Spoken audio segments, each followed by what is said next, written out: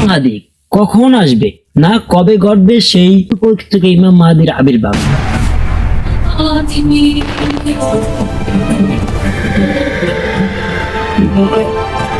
আজ পুরো পৃথিবীর প্রতিটি প্রান্ত থেকে নির্যাতিত, নিপীড়িত আর অসহায় মানুষদের কান্নার আওয়াজ ভেসে আসছে।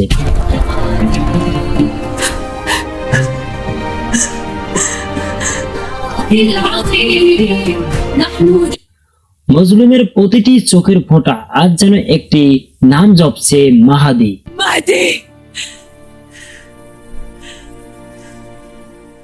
আর তারা আকাশের দিকে দুই হাত তুলে আর্তনাদ করছে, দোয়া করছে, ইমাম মাহদী। يا وعدنا الصادق يا صادق الوعد سلام يا مهدي في خط روح الله والله إنا على العهد سلام يا مهدي। আমাদের সত্য প্রতিশ্রুতি, হে আমাদের অঙ্গীকার রক্ষাকার, আল্লাহর কসম আমরা অবশ্যই আমাদের অঙ্গীকারে অটল আছি। আর কতকাল হে আমাদের নেতা, আর কত রক্ত জ্বললে আপনার পবিত্র পদবারে এই পৃথিবী ধন্য হবে। কখন আসবেন আপনি আমাদের সেই প্রতীক্ষিত মুক্তির বার্তা নিয়ে? হে আমাদের নেতা, প্রথম সূর্যের আলোর মতো আমরা আপনার অপেক্ষায় আছি। আমাদের আত্মা আজ আপনার আগমনের প্রতীক্ষায় বেকুল। আপনার আসার সময় আর কত দূর এভাবে ফিলিস্তিন, সিরিয়া, লেবানন, ইরাক এবং ইরাকের মানুষ ইমাম মাহদীকে ডেকে যাচ্ছেন সর্বদা। কখন আসবেন ইমাম মাহদী এবং এই পৃথিবী থেকে অন্যায় অত্যাচার দূর করবেন এবং তাদেরকে স্বৈরাচারদের হাত থেকে মুক্ত করবেন? চলুন আজকের এই ভিডিওতে রাসূল সাল্লাল্লাহু আলাইহি ওয়াসাল্লাম ইমাম মাহদী আলাইহিস সালামের আগমনের ব্যাপারে যে হাদিসগুলো বলেছেন তা থেকে আমি কয়েকটি হাদিস বের করে আপনাদেরকে শোনাচ্ছি। আপনারা একটু লক্ষ্য করে দেখুন যে এই হাদিসগুলো একদম হুবহু বর্তমান প্রেক্ষাপটের সাথে মিলে যাচ্ছে। রাসূল সাল্লাল্লাহু আলাইহি ওয়াসাল্লাম বলেছেন, যতক্ষণ না তোমাদের ইমামকে তোমরা হত্যা করবে এবং পরস্পর সশস্ত্র যুদ্ধে লিপ্ত না হবে এবং তোমাদের মধ্যকার সর্বাধিক দুষ্ট ব্যক্তি তোমাদের পার্থিব বিষয়ের হত্যাকর্তা না হবে, ততক্ষণ পর্যন্ত কিয়ামত সংগঠিত হবে না। আপনি একটু লক্ষ্য করে দেখেন যে আজকের এই দুনিয়াতে কি ঘটছে। সিরিয়া, লেবানন, ইরাক এবং সুদান, ইয়েমেন থেকে শুরু করে ইরান পর্যন্ত। ইরানেও এই তো আয়াতুল্লাহ আল খামেনিকে হত্যার কিছুদিন পূর্বেও ইরানের মানুষ খুদ আয়াতুল্লাহ আল খামেনিকে নামিয়ে দেওয়ার জন্য তারা আন্দোলন করেছে। এমনকি এই যে আয়াতুল্লাহ আল খামেনিকে শত্রু বাহিনী হত্যা করলো, এই আনন্দ খুব ইরানের মানুষ, ইরানের জনগণ তারা আনন্দ উল্লাস করেছে। আয়াতুল্লাহ আল খামেনিকে যে হত্যা করলো শত্রুপক্ষ, আপনি কি মনে করেন যে এটা একদম আকর্ষণীয় ভাবেই হয়ে গেছে? এবং যারা এই হত্যাকাণ্ডটা ঘটিয়েছে তারা তাদের নিজেদের যোগ্যতায় ঘটিয়েছে? কখনোই না। এখানে অবশ্যই ইরানের বা আয়াতুল্লাহ আল খামেনির কাছের কোনো মানুষ ছিল যারা সর্বদা আয়াতুল্লাহ আল খামেনির প্রতিটি পদক্ষেপের কথা জানিয়েছে শত্রুপক্ষের কাছে। না হলে তুমি 2 থেকে 3,000 কিলোমিটার দূর থেকে কিভাবে তারা এই সংবাদটি পেতে পারে যে আয়াতুল্লাহ আল খামেনি কালাম এবং অমুক স্থানে অমুক অবস্থান করেছেন? এটা কখনোই তাদের জানার কথা নয়। অবশ্যই নিজেদের ভেতর থেকে কেউ এই ইনফরমেশনটা তাদেরকে দিয়েছিল। তো এই হাদিসের একটি ব্যাখ্যা যে তোমরা তোমাদের ইমামকে ততক্ষণ পর্যন্ত হত্যা না করবে, মানে তোমরা তোমাদের রাষ্ট্রপ্রধান বা খলিফাকে ততক্ষণ পর্যন্ত না তোমরা হত্যা করবে। দ্বিতীয়ত, তোমরা পরস্পর সযুদ্ধে ততক্ষণ পর্যন্ত না লিপ্ত হবে।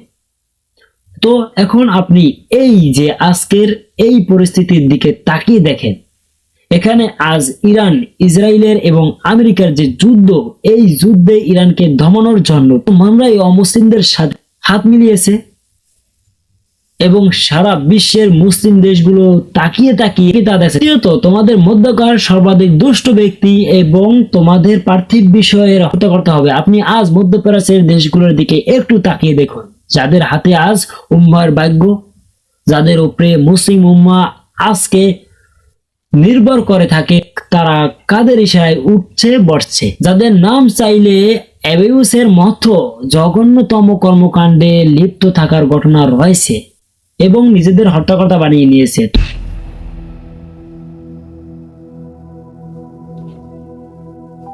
তো এই হাদিসের প্রতিটি শব্দ দেখেন কিভাবে বাস্তবে প্রতিফলিত হচ্ছে। রাসূল সাল্লাল্লাহু আলাইহি ওয়াসাল্লাম আরো একটি হাদিসে বলেছেন যে ইমাম মাহদী ততক্ষণ পর্যন্ত আসবে না যতক্ষণ না পৃথিবী জুলুম আর অন্যায় এমন ভাবে ভরে যাবে যে মানুষের নিঃশ্বাস নেওয়াও কঠিন হয়ে পড়বে।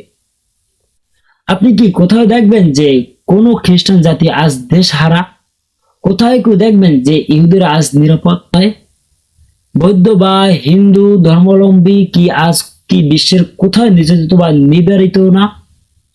আজ বিশ্বের প্রতিটা প্রান্তে কেবল একটি জাতি আজ নির্যাতিত নিপীড়িত, তা হলো মুসলিম জাতি। আর সব থেকে বড় ট্র্যাজেডি হলো যে আজ মুসলমানরা কেবল অন্যের হাতেই মার খাচ্ছে না, বরং খোদ মুসলিমদের হাতেই মুসলিমরা অনিরাপদ বা মার খাচ্ছে। দেখেন এই হাদিসটিও কিভাবে বাস্তবে প্রতিফলিত হচ্ছে। রাসূল সাল্লাল্লাহু আলাইহি ওয়াসাল্লাম একবার সালমান ফার্সি রাদিয়াল্লাহু তাআলা আনহুর উপরে হাত রেখে বলেছিলেন যে ঈমান যদি সুরাইয়া নক্ষত্রপুঞ্জের কাছেও চলে যায়, তবে পারস্যের কিছু লোক তা সেখান থেকে ফিরিয়ে আনবে। পারস্য বলতে আজকের আফগানিস্তান, ইরান, তুর্কি, তাজিকিস্তান এবং পাকিস্তানের সমর্থনবর্ত কিছু অংশকে বোঝানো হয়। তবে এই এতগুলো দেশের মধ্যে একমাত্র ইরান পশ্চিমাদের চোখ রাঙ্গানি উপেক্ষা করে। হাজারো অবরোধের মুখেও ইরান আজ বিশ্বের একমাত্র দেশ যারা বুক চেতিয়ে ফিলিস্তিনের নির্যাতিত মানুষের পক্ষে সর্বদা কথা বলে থাকে। ইসরায়েল আর আমেরিকার বিশাল শক্তির সামনে একমাত্র তারাই আজ থমে না গিয়ে তোমাদের ভয় পাই না, আমাদের সাথে আল্লাহ রয়েছে, আমরা করো। আমরা কারো সময় ক্যাপশন যারা কারো পতাকা দাঁড়িয়ে হবে তাদের অন্তরগুলো হবে লোহার পিণ্ডের ন্যায় দৃঢ়। আল্লাহর সত্তা সম্পর্কে তাদের মনে কোনো সংশয় থাকবে না। তারা যুদ্ধের ময়দানে এমন ভাবে কোনো কিছুই তাদের প্রতিরোধ করতে পারবে না। তাদের সাহসিকতার অন্যতম দিক হলো অকুতুবা যাত্রা। তারা পাহাড়ের মতো অটল থাকবে। তারা লড়াই করতে করতে ক্লান্ত হবে না এবং শত্রুর সংখ্যা দিগ্গ দেখেও তারা কখনো ভীত হবে না। প্রস্তুত হও যুদ্ধের জন্য। তো এখন আমরা কি ধরে নিতে পারি যে ইরানের যারা সেনাবাহিনী বা মিলিটারি যারা রয়েছেন তারাই কি রাসূল সাল্লাল্লাহু আলাইহি সাল্লামের করা ভবিষ্যৎবাণী অনুযায়ী সেই ব্যক্তিরা যাদের দলে যোগ দেওয়ার জন্য রাসূল সাল্লাল্লাহু আলাইহি ওয়াসাল্লাম বলেছেন যে যখন তোমরা তাদেরকে কালো পতাকাধারী বাহিনী দেখবে তখন তাদের সাথে যোগ দিও। যদি বরফের উপর দিয়ে হামাগুড়ি দিয়েও যেতে হয় তবুও। তো এই যে কয়েকটা হাদিস আমি বললাম, এই হাদিসগুলো আপনি বাস্তবতার সাথে কতটুকু মিল পাচ্ছেন অবশ্যই কমেন্ট করে জানাতে ভুলবেন না। তো এই ছিল আজকে আমার ভিডিও। نحن جنودك للحق আমার যদি ভিডিওটি ভালো লাগে চ্যানেলটি সাবস্ক্রাইব করে অবশ্যই পাশে থাকবেন।